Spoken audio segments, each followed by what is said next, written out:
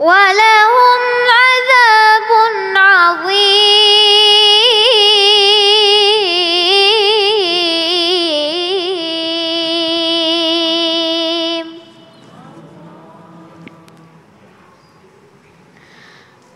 صدق الله العظيم.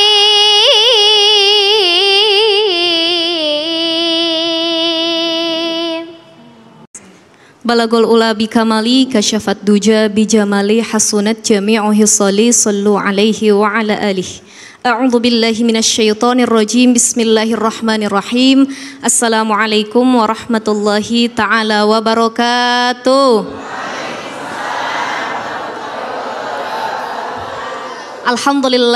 Alhamdulillahi haqqa hamdih wa syukru lillahi haqqa syukrih. Thumma salatu wa afdalus salamu ala asyrafil khalqih wa ala alihi wa ashabih. Salatan wa salaman daimaini mutalazimaini ila yaumil liqa'ih. Amma ba'd, rabbi israh li sadri wa yassir li amri wahlul 'uqdatam min lisani yafqahu qawli. Amin ya rabbal alamin. Masya Allah, tema kita pagi hari ini berbicara tentang syukur. Sudahkah kita bersyukur? Tema kita hari ini mengenai syukur. Tema yang sering kali diangkat tapi susah untuk diamalkan, betul atau tidak?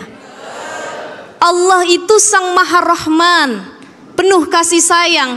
Kasih sayangnya kepada hambanya tidak pilih kasih. Terkadang hati kita suka bilang Allah itu gak adil. Kok dia kaya raya ya? Saya yang sholat terus, ibadah terus, ngaji terus tapi gak kaya-kaya. Padahal pilih kasihnya Allah itu tidak ada. Allah selalu memberikan kasih sayang kepada siapapun sesuai dengan yang Allah inginkan, dan itu yang terbaik buat kita. Betul atau tidak? Bu, Allah kasih badan kita sudah sedemikian rupa indahnya, alhamdulillah. Mungkin kalau badan kita tinggi dan lain sebagainya, beda lagi nikmat yang Allah berikan. Jadi itu yang terbaik. Oleh karenanya hati ini susah untuk qanaah.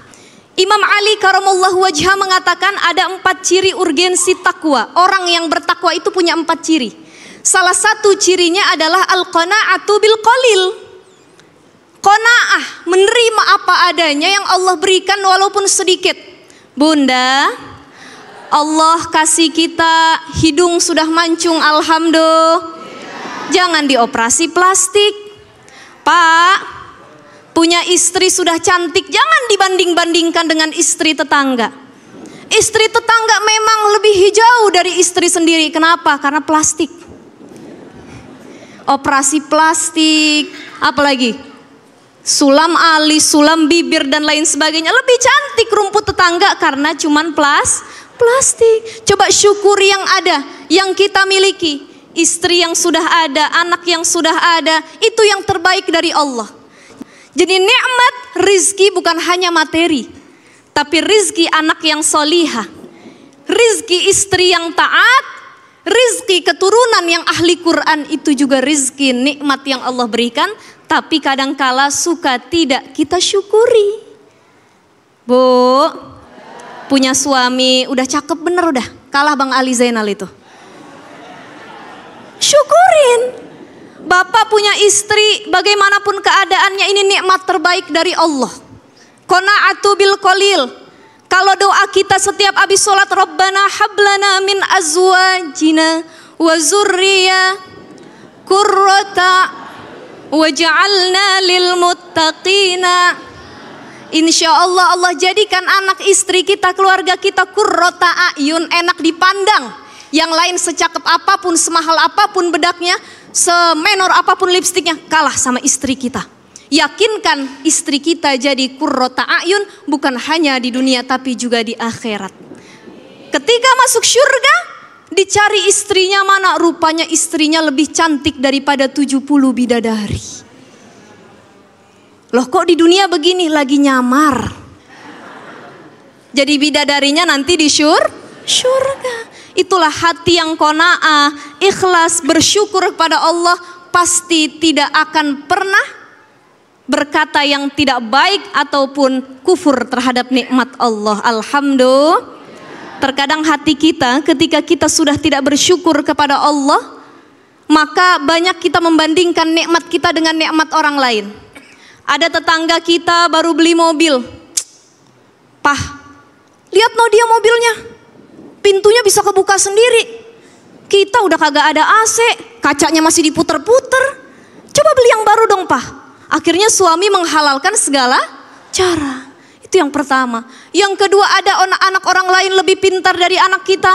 Anaknya ngadu sama emaknya, mah, nilai MTK ku 50. Ya emang situ bodoh katanya. Emang situ kurang pintar. Itu kan tidak baik. Anak kita jadi down, bukannya semangat, tapi orang tuanya malah membandingkan dirinya dengan orang lain. Sampai terkadang ketika kita membandingkan diri kita, suka timbul penyakit-penyakit hati. Iri, dengki. Susah melihat orang senang, senang melihat orang susah. Menurut Imam An-Nawawi, para ulama membagi hasad menjadi 2. Nih, kan kita awalnya banding-bandingin nikmat. Selanjutnya yang kita lakukan, hasadin nikmat orang. Pah, lihat tuh, Pah. Dia punya rumah besar, bagus katanya. Kita doain aja mudah-mudahan rumahnya kebakaran katanya. Tamanni zawalin ni'mah. Yang pertama adalah hasad hakiki. Hasad hakiki yang tadi saya sebutkan, dia berharap nikmat yang ada pada orang lain itu hilang. Punya istri cantik, mudah-mudahan istrinya segera wafat katanya. Punya anak pintar, mudah-mudahan kepintarannya dicabut. Dia berharap nikmat yang ada pada orang lain itu cepat dihilangkan, kemudian nikmat itu menjadi miliknya. Na'udzubillahi min. Oleh karenanya dalam Al-Quran kan dikatakan, Bu, wa min syarri hasidin idza hasad. Ini dari pagi hari kita minta perlindungan sama Allah. A'udzubillahi minasyaitonirrajim wa min syarri hasidin idza hasad. Ya Allah, jangan saya keluar rumah tiba-tiba hati saya hasad dengki. Lihat tetangga punya ini pengen, saudara punya ini pengen, orang lain punya ini pengen. Dengki, dengki yang mengharapkan hilangnya nikmat dari orang lain. Itu dengki yang model pertama. Ada dengki yang model kedua. Namanya hasad majazi. Hasad majazi ini adalah hasad yang berangan-angan kalau nikmat orang itu juga bisa kita dapatkan sebagai nikmat buat diri kita. Bu, dalam hadis riwayat Bukhari Muslim dikatakan la hasada illa fisnatain. Tidak boleh hasad kecuali cuma 2 perkara. Apa itu? Yang pertama, rojulun atahullahu malan fasullitu ala halakatihi fil haq. Orang yang Allah kasih harta, hartanya dipakai buat ibadah. Imam Al-Ghazali mengatakan orang yang pandai bersyukur adalah orang yang mampu menggunakan nikmat Allah untuk kebaikan. Ibu punya mukena cakep dipakai buat sholat. Bapak punya peci cakep dipakai buat kerudung bagus dipakai buat ngaji. Jangan depan suami jelek, ngaji doang yang cakep. Depan suami kudu cakep juga. Tampilkan yang terbaik. Pakai lipstik kalau perlu 5 warna. Kata suaminya pas pulang, ini istri apa ondel-ondel yang begini katanya ya. Tampilkan yang terbaik, ajak komunikasi yang terbaik, nikmat yang Allah berikan, uang yang suami berikan, jadikan kita, tampilkan diri kita sebagai bidadari dunia dan akhirat buat suami kita, insya Allah. Bu, pertama orang yang punya harta, hartanya dipakai terus buat ibadah sedekah, kita boleh hasad. Punya tetangga kaya raya, ya Allah itu orang sebulan sekali infak ke masjid minimal 20 juta. Mudah-mudahan ya Allah bukan hanya dia yang engkau kasih nikmat banyak dengan harta, tapi engkau juga kasih nikmat itu kepadaku berlipat ganda agar aku menjadi orang yang sedekah. Jadi jangan gengsi saja kita naikin. Semakin tinggi pendapatan kita, jangan semakin tinggi gaya hidup kita, tapi semakin tinggi sedekah yang kita keluarkan. Ini kan enggak, gaji 5 juta, sedekahnya 1.000 perak. Datang ke pengajian bawa duit 100.000, minta kembalian 99.500. Ini yang begini namanya bakhil medit, apalagi? Ya begitulah namanya ya. Jadi ada hartanya dipakai untuk ibadah, digunakan sedekah ke yatim, pembangunan masjid, man bana lillahi masjidan, banallahu lahu baitan fil jannah. Allah bangunkan rumah di surga bagi orang yang membangun masjid di dunia. Kita sirik, dengki, hasad sama orang yang punya harta, tapi hasad kita tidak mendoakan keburukan kepadanya, melainkan kita cuman hasad berangan-angan, ya Allah mudah-mudahan saya juga punya nikmat kayak begitu. Ada yang berangkat umroh haji, ya Allah mudah-mudahan saya juga bisa umroh dan haji. Ada yang hafal Quran seperti Kaila, ya Allah mudah-mudahan anak saya jadi penghafal Quran. Itu hasad yang diperbolehkan pertama karena harta banyak dan dipakai untuk ibadah. Yang kedua adalah rajulun atahullahul hikmah. Seseorang yang Allah kasih hikmah, ilmu. Makanya kalau dunia Bu, kita kudu lihat ke bawah. Unzur ila man dunaka. Kalau dunia itu ada orang beli tas baru, jangan lihat, biar saya mah tas segini juga udah alhamdulillah, lihat yang gak punya tas.